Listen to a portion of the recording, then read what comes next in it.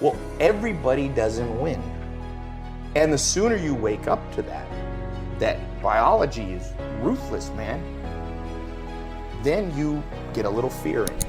And when you get a little fear in you, you start listening. When you see your life and anytime there should be pain, you go, no, it was just how it was meant to be. No, look yourself in the mirror sometimes and go, you know why I'm not happy? It's because I didn't listen 10 years ago and I got in the wrong career. You know I'm not happy?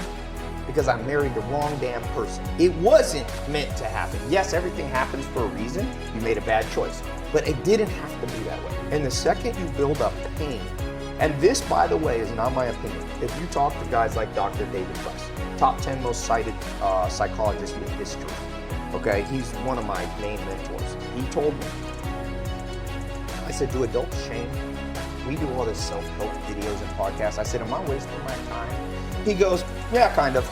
I said, why? He said, well, after 25, it's very hard to teach old dogs new tricks. Now, if you're over 25, before you get depressed, he told me, but I have good news for you, Todd. I said, what? He said, adults learn through massive trauma. So you will learn. You have to let in some trauma into your life. And that's rough, but no pain, no gain. Like if you are 100 pounds overweight and you want to be able to play basketball, here's my tip. Everything happened for a reason. You got fat because you ate too much and you didn't exercise. So welcome to the gym.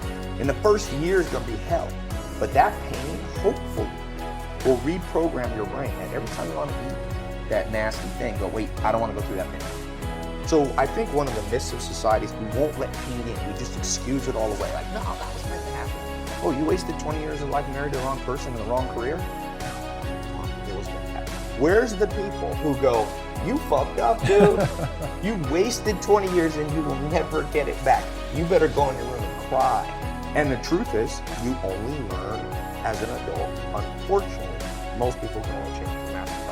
And it was fun. And I was lucky enough to sit next to Kobe Bryant the last 3 games of his career. Not the very last one, but the 3 ones. So I sat at the end of the Lakers bench right next to him. One of his players, I won't say who, was having a bad game. Free throws, they're lined up, the whole stadium's quiet. Kobe Bryant yells out at him, he goes, dude, you suck. And he wasn't joking, okay? It was shocking to me. No one could hear it unless you're right next. But Kobe turned to Meta World Peace, Ron Artest, who's sitting next to him, and he goes, this positive reinforcement thing is way overrated. People need to hear the truth. Ryan Kelly, he turned around and looked at Kobe, and I was so impressed. He said, I know. He literally sat down and said, yep, I'm lost this game. And I kid you not, the rest of the game, he excelled. He scored like 10, 12 points off the bench after that. And I was like, see, this Kobe guy gets it. He's a winner. You can't always just bring pleasure and pat everybody. Oh, he didn't say, yo, Kelly, you're kind of not playing well, but you know, it's all happening for a reason, buddy. Relax, no pressure. He just said, dude, you suck. It was like that. And I'm just going, okay, this is the real Kobe. Narcissism is a protection mechanism, right? So your mind wants to tell you you're amazing.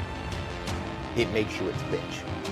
You have to override that and go, you know what, I'm not that amazing. So let me go learn from amazing.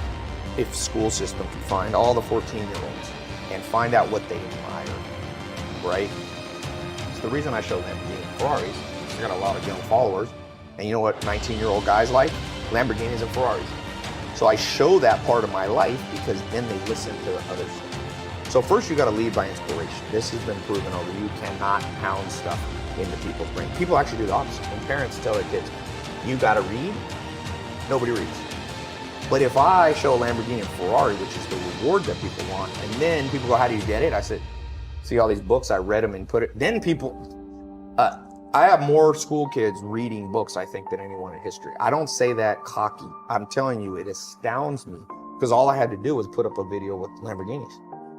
And so being the bitch of your own brain, the way you learn not to be the easiest way is to be around people who aren't the bitch of your own brain. So every day, for example, when you have breakfast at 6 in the morning on a farm, he writes out an organized thing on what he wants to do. When you're the bitch of your brain, you go, I'm just gonna freewheel this day. It's very hard to be organized. Dogs aren't organized. You ever see your dog organize a day? So if you wanna, you can either act on the animal side, which is just a wing life, or you can operate from a sense of logic and duty. And so I learned somewhat, I'm not even as good as Joel, to not be the bitch of my mind by just being around him. And so that's the best way. Find somebody that you look at them and you go, this is a person of discipline, motivation, self-motivation. They don't need external motivation. They're motivated from within, and spend all the time you can. You know, like someone wants to learn from you, I tell people, go walk up to Tom or a company like this and say, yo, I'll work for you for free for years if it needs, because I need to be around. It's cumulative hours. Arnold Schwarzenegger, in his book, one of the great autobiographies, in my opinion, Total Recall, he has this principle, it's called reps and sets. He said, if you want hustle, it's reps and sets. Hours in the gym. And some people, you know, there's a lot of books now on here's how you can work out 15 minutes a day. No, you can't. You're never gonna look like Arnold Schwarzenegger if you work out 15. I don't care what biohacking crap you do. Please, spare us. Let's return to common sense. You wanna be Arnold? You gotta do what Arnold did. In the same way, if you wanna learn from mentors, if you think 5 minutes with a mentor will be enough, you don't understand how deeply rooted your wired circuitry is. You got to rewire it, and it takes reps. Instead of reps and sets, it takes hours and days or daily. And so I think that if you're young watching this, don't try to become a millionaire too young. Because what you should do when you're young is work on the circuitry. And then the money will come. Alan Nation told me that. He said, I don't try to become a millionaire in your 20s. And I didn't listen to him. And I wish I had. And luckily I kind of listened to him, but I should have listened more. And so if you could take those formative years and just go on the adventure of life. That's why I went to India and a leper colony and went to live in Amish, because I was like, Amish, all the good stuff you have, reprogram my brain. I'm sure on the narcissism score now, I score around 40 to 50, which isn't horrific, but isn't the best. Like and I guarantee you, if I hadn't gone to the Amish, I'd have been an 80 narcissist. And my life would have sucked. But now at 40 is kind of an acceptable. 42 is the last test. So it took me 2.5 years to do, you know? And so I think even as an older person, man, my dream in life, even today, is to find some badass and trick them into spending like 8 hours a day with me for 3 days a week. And whenever I do, like I said, 45 minutes with Arnold Schwarzenegger, I was so motivated. I was talking about Dr. David Buss. There's this test called the Dark Triad test, which, again, anything important like this, nobody ever learned it in school because school was too stupid to take real, powerful science and apply it to life. But the Dark Triad is a worldview barometer for everybody watching. You can take it. There's a different free Dark Triad test online. It tests for 3 main traits, negative qualities: narcissism, Machiavellianism, being psychotic. And I've personally tested thousands and thousands of people. It's the most accurate test. And what happens, narcissism, okay?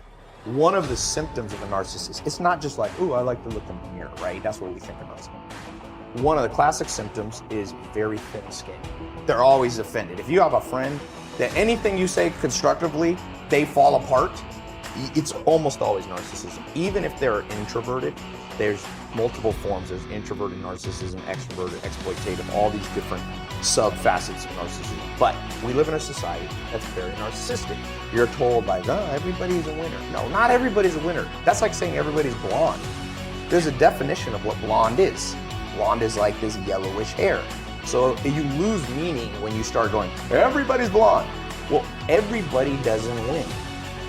And the sooner you wake up to that biology is ruthless, man, then you get a little fear in you. And when you get a little fear in you, you start listening. Because if you're truly afraid, you listen. Let a little fear come in and drive you and motivate you.